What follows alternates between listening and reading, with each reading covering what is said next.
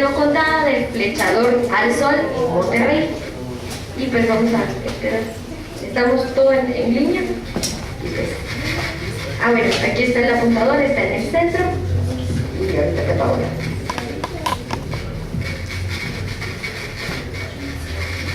Muy buenos días, bueno, pasamos a otro ámbito, nos vamos muy al norte y vamos a tratar también sobre otro mito, pero un mito que tenía todo para no ser verdad.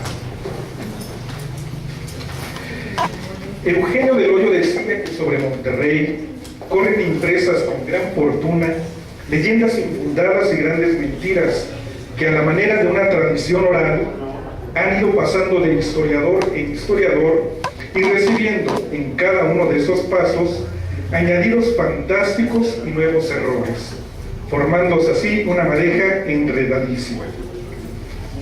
Una de esas historias es la de un mito fundacional que quedó plasmado en el escudo de armas de la ciudad de Monterrey, los flechadores del sol. El problema de este mito fundacional es que se creyó como un evento real. Y esto es muy importante porque sabemos que los mitos no lo son. Ahora veremos por qué. En 1667, don Nicolás de Azcárraga fue nombrado gobernador del nuevo Reino de León.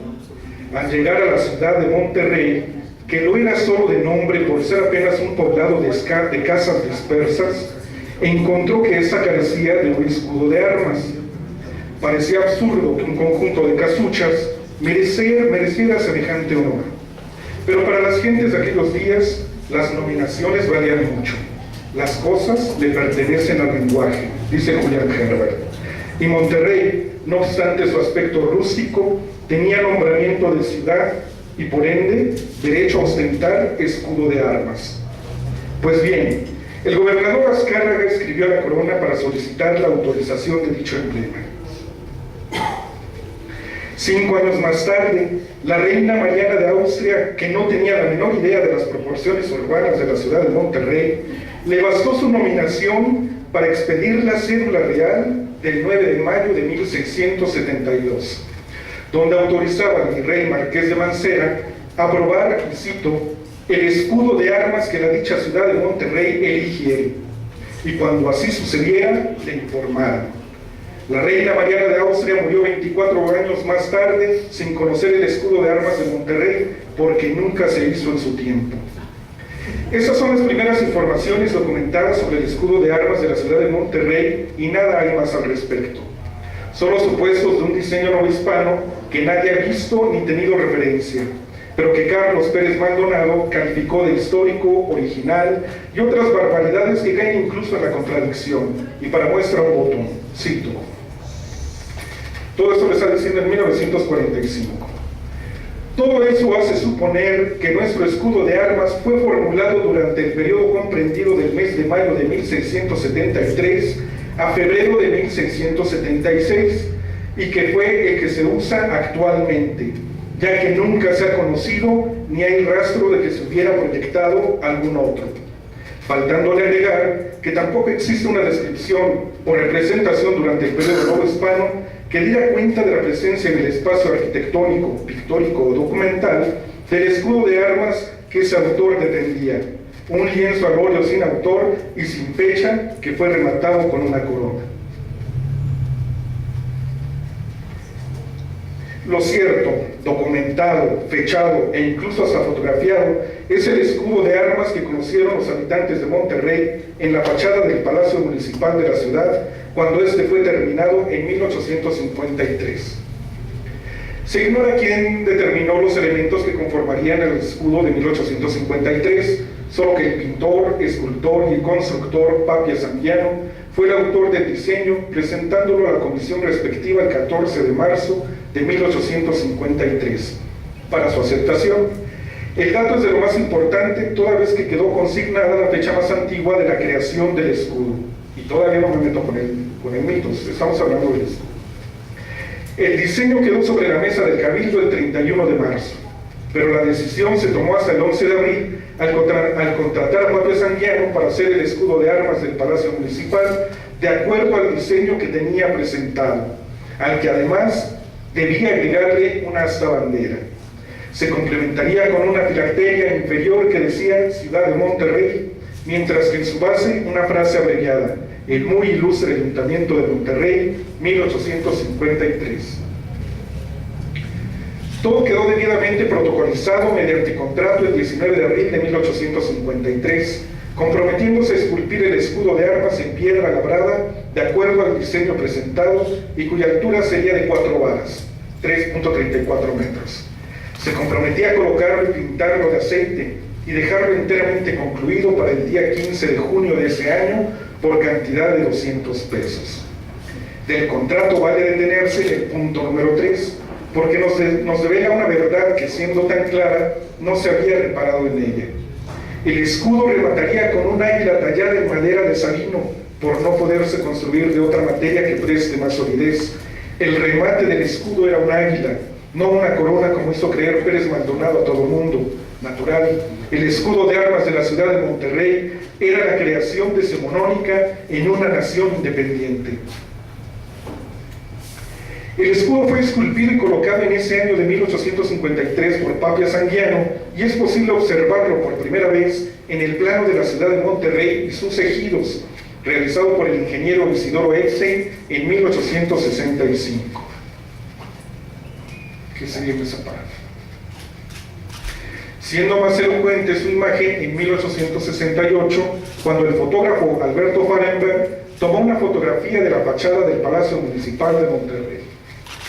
Es importante precisar que esta fotografía se tomó 15 años después de haberse colocado el escudo de armas, por lo que el águila de madera fue eliminada durante el imperio de Maximiliano entre 1864 y 1867, perdiéndose toda memoria de ella, si es que alguna vez existió. Aquí la fotografía lamentablemente no nos permite ver con precisión los elementos, está la ampliación no permitió que se viera con mejor nitidez, pero se pueden observar al menos 2 indígenas que custodian al escudo. Aquí está esta bandera, no tiene corona como se pensaba, como se piensa actualmente, aunque tampoco tiene el águila. Es por ello que Carlos Pérez Maldonado aseguraba que el águila de madera no se realizó. Aseguraba que investigó en 1940 su posible existencia, revisó documentos de época, interrogó a diversas personas caracterizadas, todas ellas de avanzada edad, quienes no recuerdan haber visto nunca el águila en cuestión, ni haber oído de sus antepasados que hubiera existido. Otra figura de las letras levantó su voz en contrario. Eugenio del Hoyo declaraba que era muy dudoso que el escudo existente, el cual no se puso sino hasta 1853 y que es el único conocido, corresponda al solicitado por don Nicolás de Azcárraga, gobernador del Nuevo Reino de León, en 1672. Del mismo sentir lo fue David Alberto Cosío, quien decía no podía ser cierta la existencia de un escudo anterior al que se encontraba en la fachada del Palacio Municipal, labrado en el ya dicho año de 1853. A tales posturas, Pérez Maldonado argumentó que eso no quería decir, y cito, no quería decir de ninguna manera que en 1853 se haya ideado el escudo, añadiendo que aunque en la cédula real emitida en 1672 no venga la descripción del escudo, suponemos que fue el mismo que se usa hasta la fecha. Vaya defensa. Hace 4 años, el cronista oficial de Monterrey, Israel Cavazos, publicaría que Papia Sanguiano labró el escudo, y cito, conforme al que la reina doña Marina de Austria concedió a la ciudad en 1672. No lo afirma, pero lo insinúa, que el escudo de armas fue creado en el siglo XVII. El trabajo escultórico realizado en 1853 por Anguiano sufrió a lo largo del tiempo de algunas alteraciones y deterioros debido al tiempo. Durante el imperio de Maximiliano le fue colocada una corona. En junio de 1876, una de las figuras indígenas tenantes perdió la cabeza. Durante el gobierno de Porfirio Díaz se eliminó la corona, colocando en su lugar el gorro frigio, símbolo de nuestra libertad, dirían. Así lo empezaron a usar en los sellos del ayuntamiento desde 1899, ordenándose además borrar del cuadro que contiene el escudo de la ciudad la corona que forma parte de él y que sea sustituido por el gorro frigio, emblema de nuestra libertad, dirían las crónicas. No quedó inmutable el escudo de armas de la fachada del Palacio Municipal, pues el ayuntamiento, lleno de un orgullo muy republicano, mandó quitar la corona condal, que Pérez Maldonado creyó era un elemento original y no puesta por los imperialistas. Asimismo, se mandó hacer un cuadro de la mano del artista coahuilense Euligio Fernández en 1901, mostrando el escudo de armas timbrado con el gorro frigio y colocándolo en el salón de sesiones del ayuntamiento. La cabeza que ya había perdido en alguna ocasión uno de los indígenas tenantes, volvió a perderla en 1908, por lo que ordenaron su recolocación. El escudo de armas de la fachada permaneció de esa manera hasta 1928, en que le colocaron una corona de lámina. Aunque la papelería mantuvo el gorro frigio hasta la década de 1940. La imagen del escudo de armas con el gorro frigio fue representada con éxito en la fachada de la farmacia Morelos en el municipio de Linares, Nuevo León, cuando este fue remodelado en 1939. El escudo se encuentra en la fachada que mira al norte, sobre la calle de José María Morelos. El gorro frigio se observa con gran claridad en su forma y asombran los indígenas tenantes pintados de verde. En 1944, el escudo de armas vuelve a ser modificado pintando sus banderas tricolores por blancas y colocando la corona imperial. La pintura fue hecha por el artista Ignacio Martínez Rendón, colocándose en el Salón de Cabildo. En tanto, el deterioro del escudo de armas en la fachada del Palacio Municipal por falta de mantenimiento provocó que lo retiraran en 1946. De improviso y sin consideración alguna a la antigüedad de la escultura, ni consulta a los expertos en historia regional, fue destruido y sustituido por otro del mismo material, colocado y pintado en el frontispicio del Palacio Municipal. Las autoridades municipales señalarían que fue en sustitución del anticuado que existía. Ese escudo duró menos años que el original, desapareció de la fachada del Palacio Municipal cuando este dejó de serlo en 1975. Otro aparecería en el nuevo edificio. Primero sería de noble fibra de vidrio y después de metal. La investigación sobre el origen del primer escudo de armas de la ciudad de Monterrey acusa un periodo de creación decimonónica, lejos de los deseos y suposiciones de quienes lo vislumbraron para el siglo XVII. Lo único cierto y claro es el permiso otorgado para su plasmación. Simple y sencillamente, esta no ocurrió. Ahora bien, el escudo de armas de la ciudad de Monterrey actual contiene los siguientes elementos. Su campo tiene la forma oval.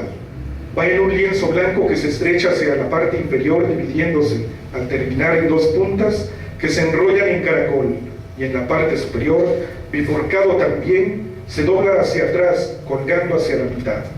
En el campo y en colores naturales trae el cerro de la silla y un indio disparando su flecha al sol naciente. Aquí está el indio y el sol, que asoma sobre la cumbre del lado diestro. Dos árboles en primer término completan el paisaje. Lleva una corona nobiliaria de 7 picos, en los que se engarzan esmeraldas y rubíes, y va sostenido por un indio a cada lado, armados ambos con arco y carcaj. En la parte de atrás, como ornamento exterior, van 3 banderas blancas a la diestra y otras 3 a la siniestra, que sirven de fondo a los indios, y al pie, atributos guerreros, a uno y otro lado, cañones, tambores y pilar de balas. Por último, en una cinta roja, en la parte inferior dice Ciudad de Monterrey. De la descripción del escudo nos quedamos con el contenido principal del campo: el cerro de la silla y un indio disparando su flecha al sol naciente, que asoma por la cumbre del lado diestro. 2 árboles en primer término completan el paisaje.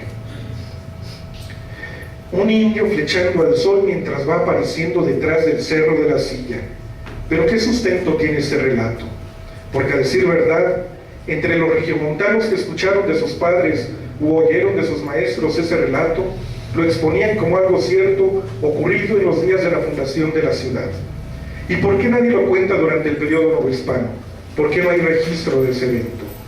Quien recoge por primera vez el relato fue un hombre imaginativo en exceso, el doctor Regino F. Ramón, Él escribió una historia del estado de Coahuila entre 1921 y 1922, manuscrito inédito, y que sea para bien, apuntó Eugenio del Hoyo.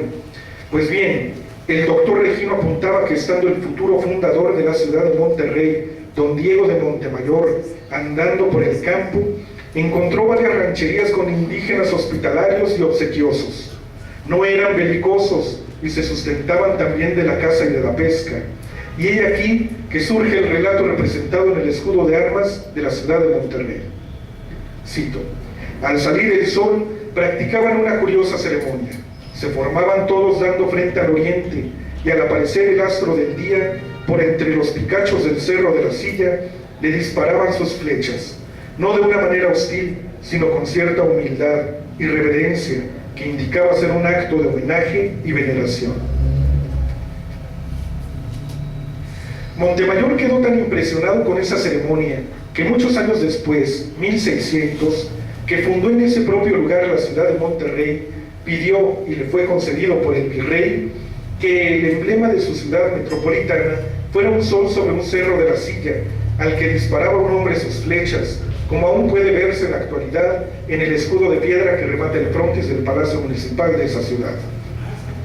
Las inconsistencias del relato contado por el doctor Regino fueron pasadas por alto en la mayoría de los historiadores y cronistas regiomontanos, que repiten el relato sin haberlo investigado, y me refiero a la mayoría. Se limitan a transmitir como bella historia regional algo que seguramente no ocurrió.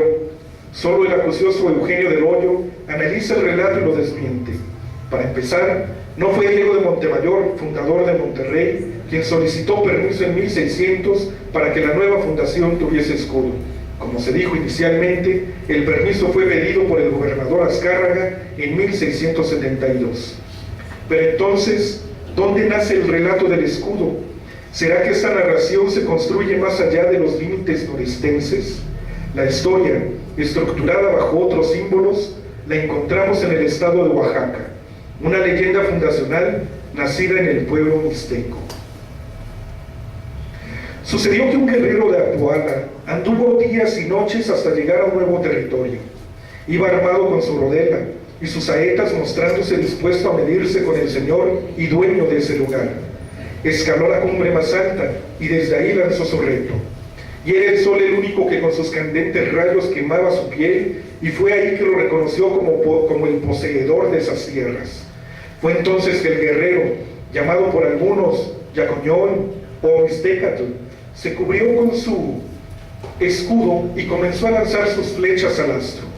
En una jornada de leyenda que se prolongó hasta el atardecer, en que el sol enrojecido fue a morir tras las montañas.